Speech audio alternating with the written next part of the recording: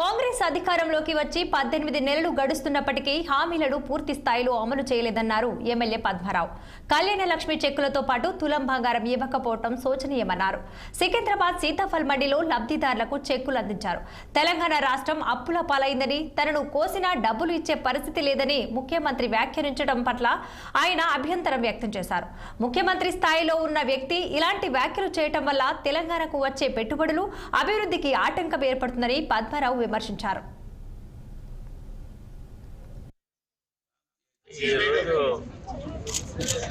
మూడు మండలాలు మారేడుపల్లి, ముషీరాబాద్, అడ్డగుట్ట, ఈ మూడు మండలాలు కలిసి 2,50,00,000 చెక్కులు బెనిఫిషియరీస్కు ఇవ్వడం జరిగింది.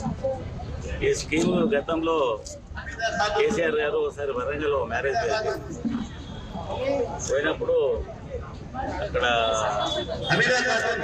పెళ్లి పిల్లాడు ఏదో 50,000 ఏదో కట్టం తక్కువ ఇచ్చిందంట. అప్పుడు అక్కడ ఎస్టీ లంబాడ వాళ్ళ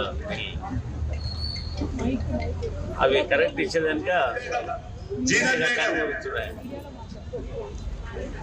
అయితే అప్పటికప్పుడు కేసీఆర్ గారు అలా ఎవరికరి డబ్బులు తీసి ఆ అబ్బాయికి ఇచ్చేసి మంగళసూత్రం కట్టేయడం జరిగింది.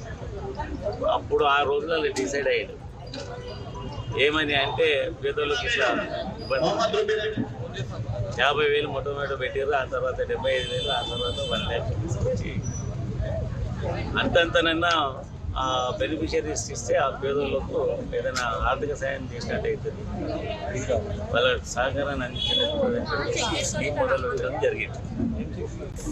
ఈరోజు ఆపరేషన్ సింధూర్ వలన ప్రపంచ దేశాలకు భారత